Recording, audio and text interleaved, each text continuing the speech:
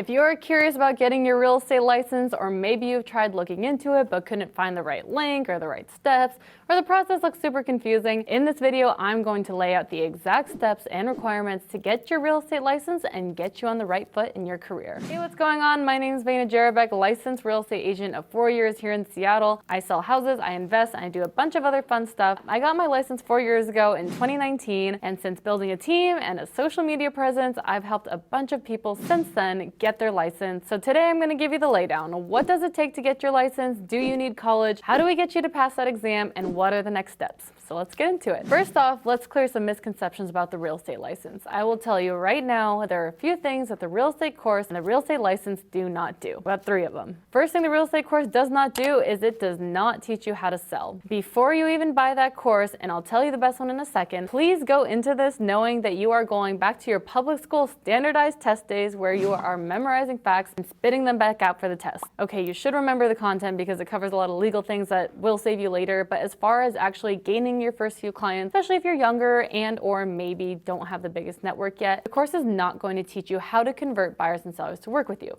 It is simply a prerequisite, if you will, to get the license. Number 2, you do not need to go to college to become a successful real estate agent. I say this as someone who graduated high school with a 2-year associate's degree as a part of a Running Start program, then applied and was accepted to university but decided to go full on real estate. College is not a necessity to become a great realtor. Could it be helpful to take some marketing, business, communications classes? Yes. Is it worth the time, money, and energy? That's up to you. Is it my personal opinion that the very popular notion that college is essential for everyone to be a functioning member of society is total BS? Yes. So do with that what you will. I could go on and on about this topic. Let's talk about the third misconception. So third misconception on getting your license, I'm lightly stealing this from Mike Ferry. Your real estate license does not tell you how many houses you can sell or how much money you can make per year. This is to say that a lot of people are going to talk smack about how realtors don't even make money, or you need to be realistic, get a real job, etc. I would not be standing here or sitting here, and hundreds of thousands of top producing agents would not be around if real estate agents did not make great money. How much money that is totally up to you and how you run your business. I have other videos on my tips and advice for new realtors and growing that business.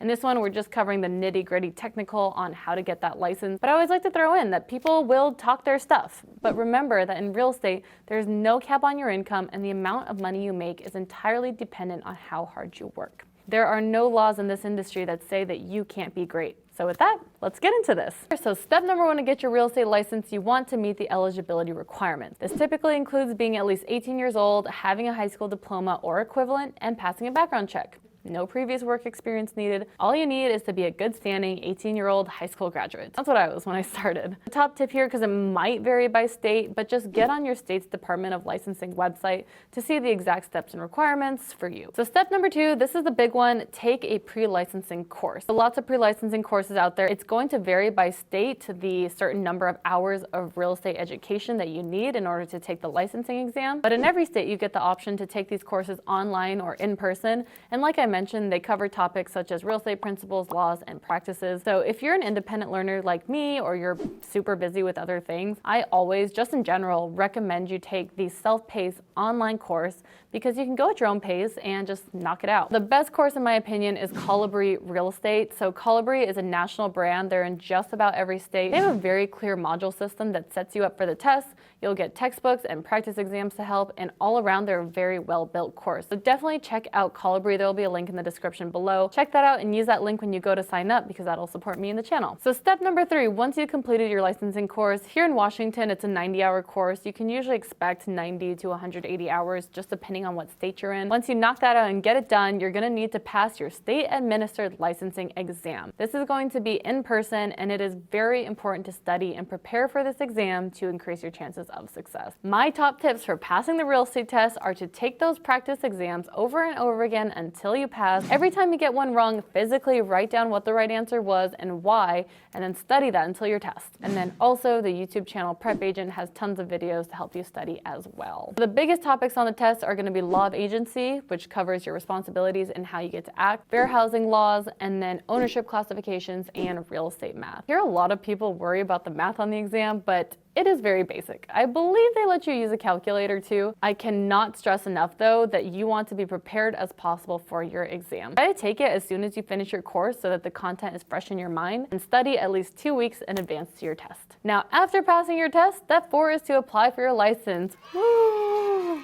So once you have your certificate of passing the exam, they'll give you a sheet with your next steps to get the license itself, which will include submitting an application to your state's real estate commission, some small fees, and then doing your fingerprints. Once that's done, you are off to the races. So now that you have your real estate license, pretty simple, right? The last and final step is to find a broker. This is a requirement for all new real estate agents. Once you get your license, you have to work under a company for a set number of years. And then when you sign up with a brokerage is when you will get into the real stuff of selling houses, because they're going to provide that training, mentorship, and guidance. Best practices on finding a broker, I have a couple other videos on it, but honestly, you want to do a thorough interview with everyone you're considering and ask, what does onboarding training look like? If there are team structures, how will those come into play? What exactly are all the fees and splits? And then most importantly, is there ongoing training and mentorship through your transactions? And how accessible are the head brokers in case you need help? So regarding splits and the way agents get paid, when you sell a house, you make a percentage of the sale price of that house. That commission goes to the brokerage, and it's up to the brokerage to decide how that gets split between you and the brokerage. So obviously when you sign on, you're going to know exactly what that pay structure looks like. Typically what I've seen is maybe the agent will be 50-50 for their first few transactions, where the agent gets 50% of the commission check and the broker gets 50%. And then as you progress and gain seniority and gain experience and you don't need the brokerage as much, then that split will widen and you get to keep more of your check. My personal opinion is that any case where you, the agent, gets 70% or more of their check, that's fair. That's pretty standard in the industry. Now that's based on what you bring in. So if you find the lead, it's your deal, you get 70% or more, that's fair. If you are making less than 70% for what you bring in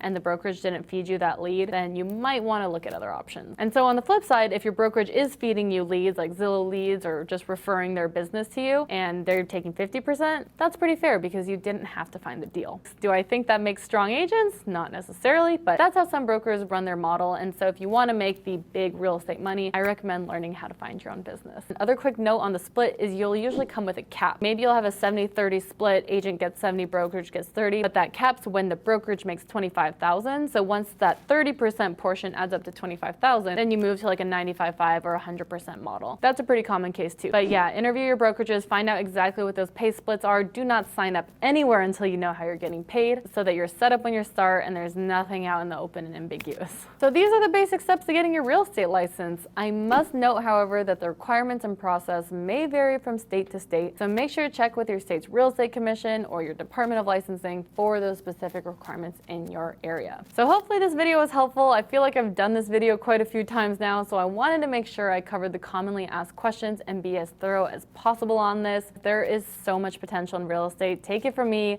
I've made hundreds of thousands of dollars in my teens and 20s with this real estate license. And like I said earlier, it really comes down to, are you providing value to your clients in the market, and how dedicated are you to making this work for you in your future? That's my 2 cents. As always, if you have any questions, please leave them in the comments below. Don't forget to like and subscribe to support the channel and see more of my content. Check out the links below, and I will see you in the next video.